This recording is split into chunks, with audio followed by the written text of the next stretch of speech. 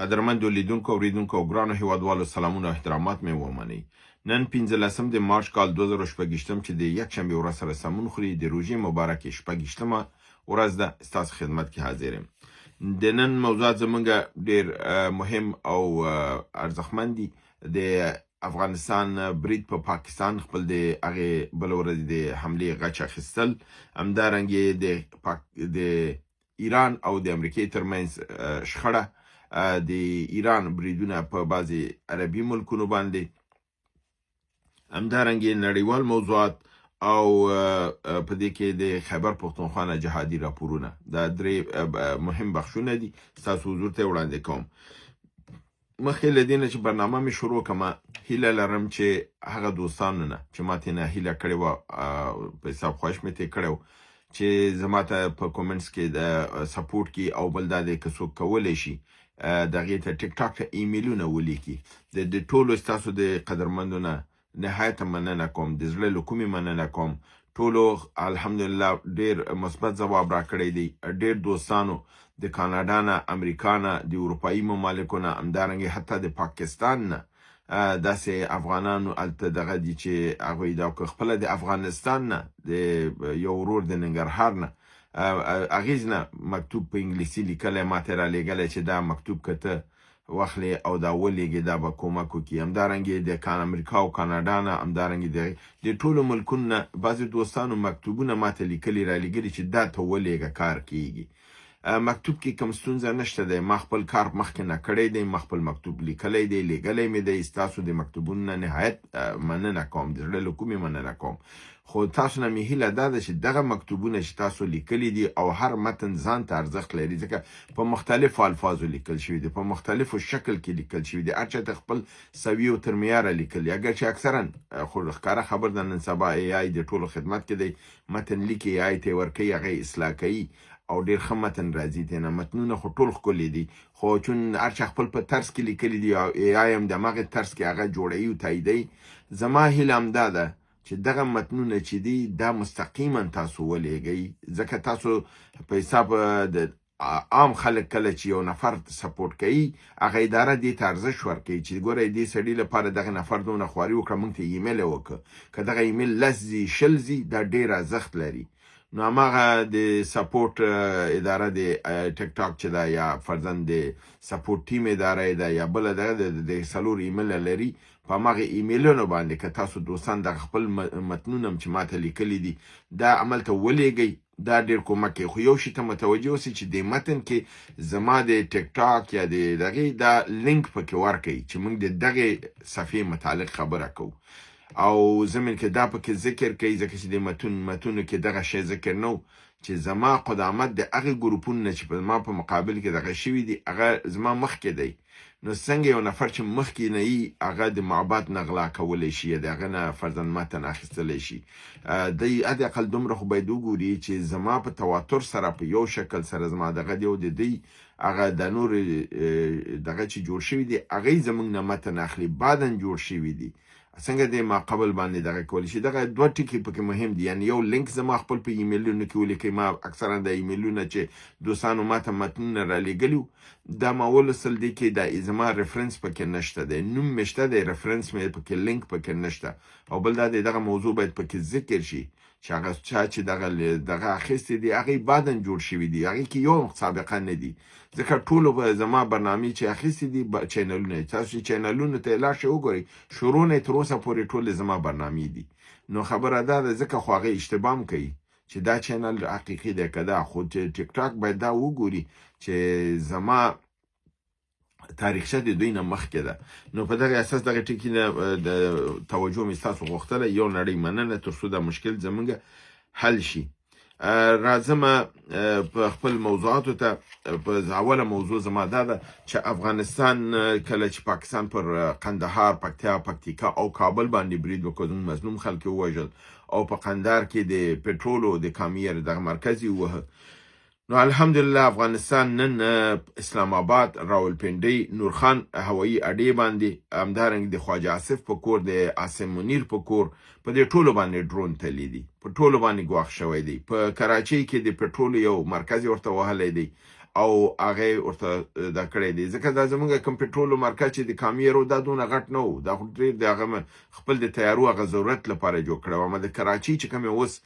اسلامي امارت هدف نیولی وهلی دی دا ډېره لویه ذخیره ده دا د پاکستان د کراچي د ملا تیر ماتوي دا به پټرول قیمت ډېر جیګ وړي او د پاکستان باید په دې پوه شي چې نور افغانستان ته په کږې سترګو مه ګورئ په دا رقم ته چې اوس موږ لا دونه اسلحه نه لرو په دغه وړوکي پابادونه ډرونونه چې موږ جوړ کړي دي په دې زور تاسو نه لرئ که انشاءالله موږ غټ میزایلونه ترلاسه کړه پاکستان ته خو بیا بالکل د ټینګې نه نو د دې لپاره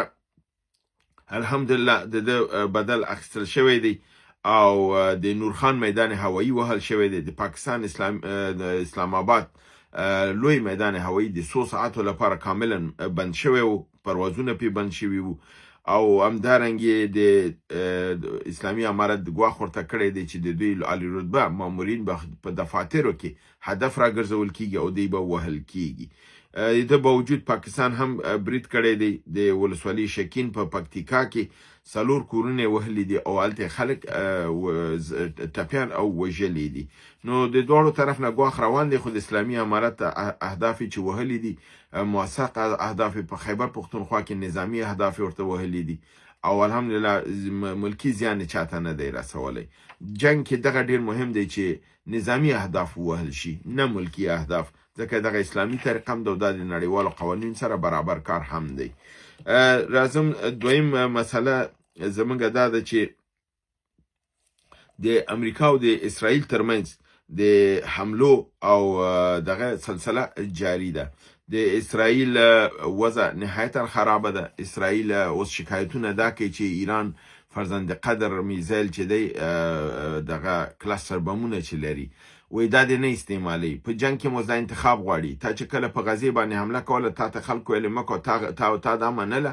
تا ته خلکو ویل هغه مظلوم خلک د فوټبال کې ماشومان ته ځي په بم اچي اوس ایران ته وایي ته کلستر بم مه استعمالو ته یو ټوني بم مه استعمالو یعنی د ماشومانو لوبه خو نه ده کنه چې ته چی شی لري هغه استعمالوي او اوس د اتومي سلاح د استعمال لپاره د تصمیم نیولی دی ځکه چې د امریکایي یو مبصر ډاکټر کارلسن وایي چې امریکا هم د اتومي اسلحې د استعمال غور شروع کړی دی لپاره دی چې امریکا خپل ناکامي ګوري واضح توګه باندې خپل ناکامي ګوري او د ناکامۍ په صورت کې هغه زغملی نشي ممکنه ده چې دوی د اتومي اسلحې د استعمال لپاره لاس ویسي همدارنګې امریکا د ایران په یو جزیره ده چې ما تیره هفته کې په هغې باندې یو بحث کړی و په نامه د جزیره د خارک چې دا د ایران 93% د پټرول د دزي نه په حساب نړۍ ته ځي او دا خار چې دی دا نفتي خار دی دلته دی ذخایر هم دي امریکا وایي چې ما دلته نظامي اډې وایلي دي او پټرول او ذخایر مې نه دي وایلي پروګرام د دوی دا جوړ کړی دی چې دا جزیره ووهي د خلک دغه کې او امریکا وایي چې دلته به خپله قوا راولي اوس خبره دا ده چې امریکا خپله قوا د خارک جزیرې ته چې راوړي په کومه لاره یې راوړي د تنګي هرمز نه خو یې نشي راتېرولی نو هوایي به یې راوړي که نه هوایي خو دومره قوا نشي کوزولی او بل دا دی چې تا د قوا په جزیره د خارک کې کوزه کړله دا خو نورم ایران د پاره ستاسو وهل اسانه شو ځکه دا داسې شو لکه تا چې ځان خپله په قفس کې بند که ایران خو دا جزیره درته په یو ځلي په 1500 میزایل چې راولېږل د ټول عسکر د تباه کېږي نو زه دومره فکر کوم چې دومره ستراتیژیک خو به امریکایان دغه نه دومره احمقانه عمل خو به نه کوي چې دوی به ځان خپله د دام ته وړي دا خو دام دی او دوی وایي چې موږ راځو خارک جزیره نیسو او د دې نه د ایران زمیني قوا پر ایران باندې وړو نو زه خو فکر نه کوم چې دیش کې دی کامیاب شي او دا نظر ماته موافقه نظر نه ښکاري همدارنګې د امریکا د ناکامۍ یو علت دا دی ځکه چې دوی ته اوس ناکامي بالکل واضح ښکاري د دې توازن داسې دی چې دوی په اولو 15 ورځو کې 800 پیټرایټ میزایلونه استعمال کړي دي چې د دافع هوا چې دي یعنی د ایران د ډرون تیارو او د ایران د میزایلونو په مقابل کې دوی 800 پیټرایټ استعمال کړي 300 ټاډ استعمال کړي د ټاډ دغه چې دی ټاډ میزایل عقیمه ترینه میزایل دی ځکه چې دغه چې دی د پیټرایټ میزایلونه دوی په کال کې 600 دانې جوړوي په کال کې 600 دانې جوړوي دوی په 15 ورځو کې 800 دانې مصرف کړي دي کومه کمپنۍ چې دا میزایل جوړوي هغه په نامه د لاکی مارټین کمپنۍ نومیږي دا جوړوي هغه ویلي دي چې اوس که د 800 دانې بیرته پوره کومه نو دا 15.5 میاشتې نیسي 15.5 میاشتې نیسي چې زه بیرته 800 دانې میزایل جوړ کړم او ایران جنگ خو روان دی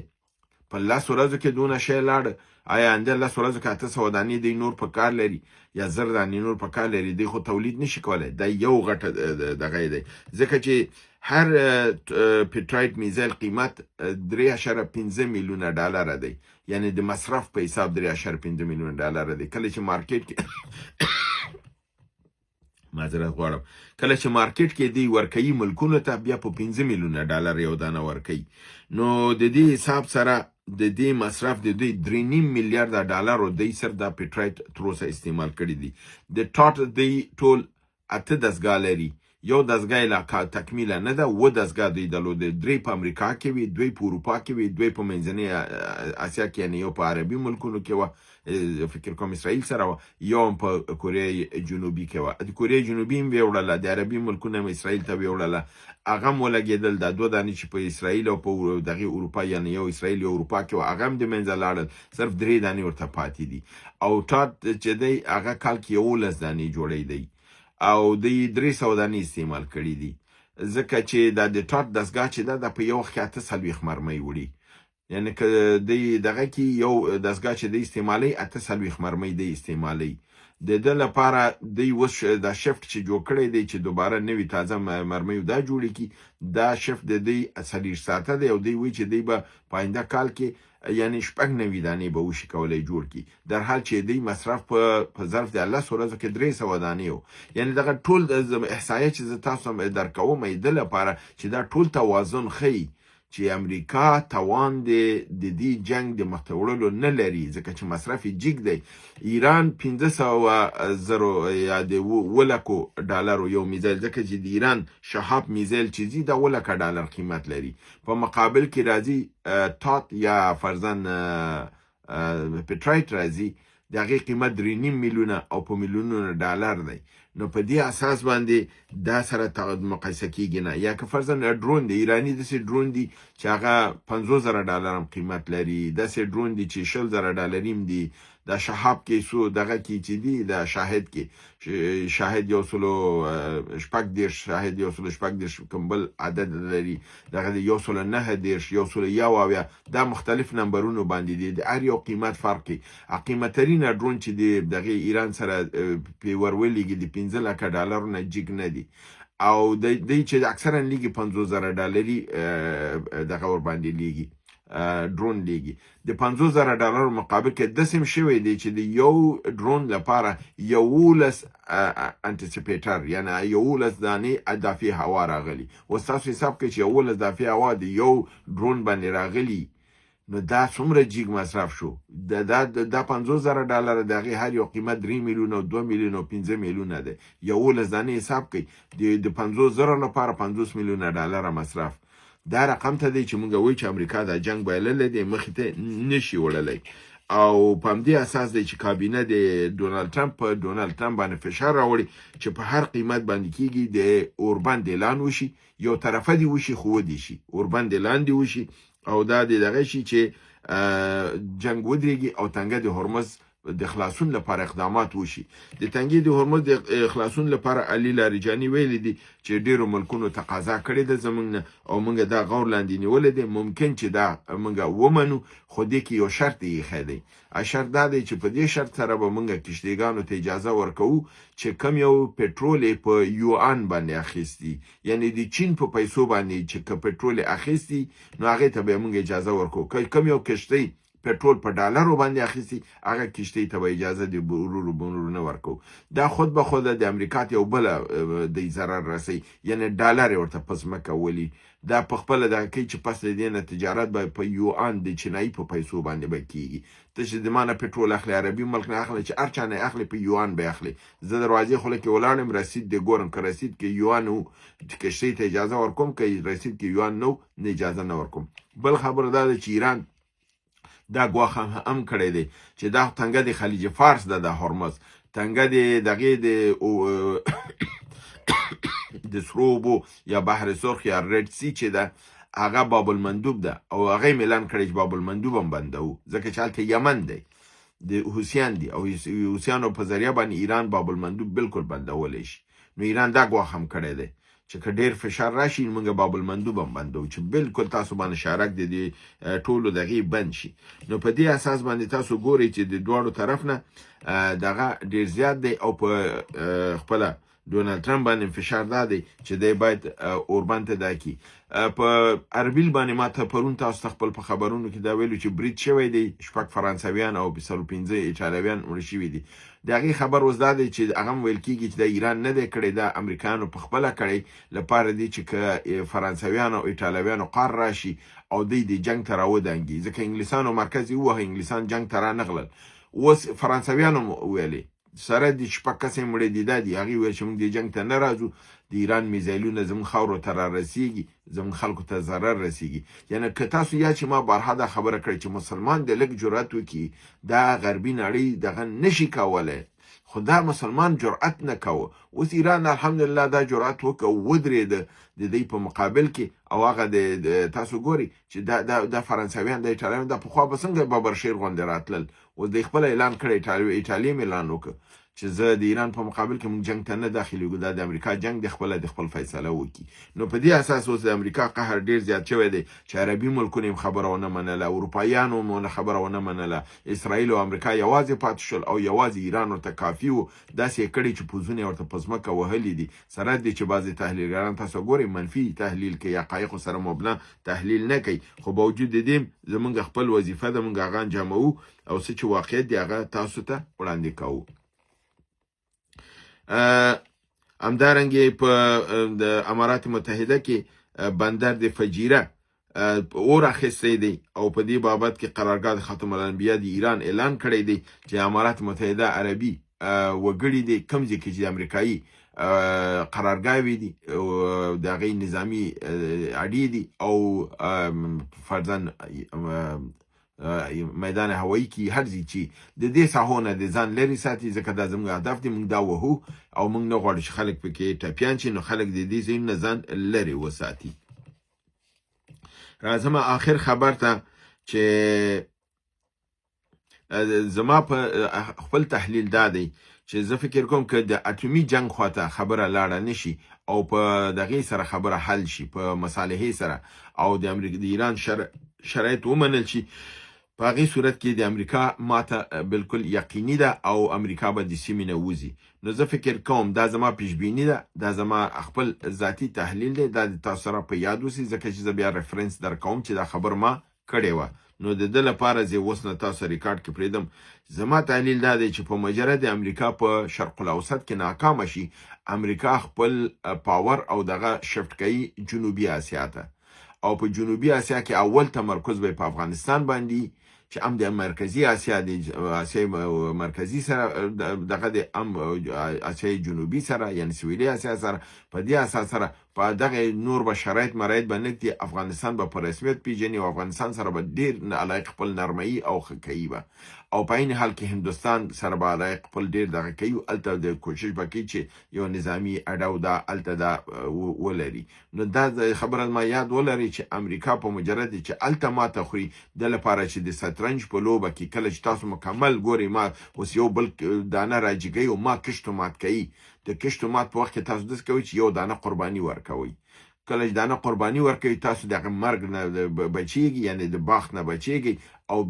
بل حرکت ته د لاره پیدا کیږي چون دا د وتل د خلیج فارس نه د امریکا لپاره د مرګ په مناسبت ده. نو مکمل مرګ به نه مني ماته به نه مني دانه به خپله بدلی دانه دا ده چې هغې نه به راځي دې غاړه او دې غاړه چې په غیر له دن اسلامي امارت په رسمیت وپېژني بل لاره نه لري. کله اسلامي امارت په رسمیت وپېژني او رسمي مراودې شروع کړي خپل سفارت خلاص کړي اړیکې دغه شي نو دی بیرته په دې سیمه کې یو لوبې ته دغه کېدلی شي او په عین حال کې ممکن چې د هندوستان سره دغه شي ځکه چې پاکستان پروګرام د وهلو و نو اوس د پاکستان سره که فرضاً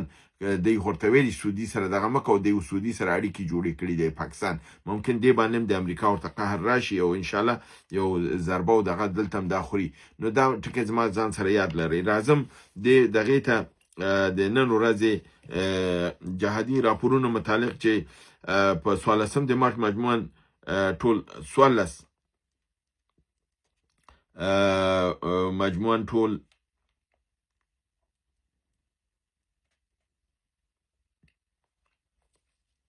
14 عملیات شوي وو چې په جنوبي وزیرستان کې 6 په لکي مروت کې 2 په بنو کې 2 په دیر اسماعیل خان کې 2 په خیبر کې 1 په باجوړ کې 1 په دې دغه کې په لکي مروت ولسوالۍ تاجوري پیتنی سب ډیویژن کې رسول خیل د پولیس پر موټر باندې ماین چاودنه شوې ده چې اس ایچ او په شمول 6 تنه پولیس وژل شوي دي یو پکې ټپي دی او موټرونه هم تخریب شوي دي هلاک شوي پولیسو کې صدر اعظم د شاد پیخیل تانی اس ایچ او کانسټیبل شاه بهرام همدارنګه کانسټیبل شاه خالد کانسټیبل اجي محمد کانسټیبل ګلزاده کانسټیبل سخیزاده او زخمی شوی انصاف الدین دی دا کسان دلته دغه شوي دي د بنو میریان ولسوالۍ د لاسي بمونو په برید کې یو د کس ژوبل شوی دی او 3 موټرونه تخریب شوي دي لکه مروت ولسوالۍ تخت خیل سیمه کې امن کمیټې غړي لاسي بمونو په برید کې یو هلاک شوی 2 ژوبل شوي دي دیر اسماعیل خان ولایت د درابن ولسوالۍ کې د پولیس هدفمن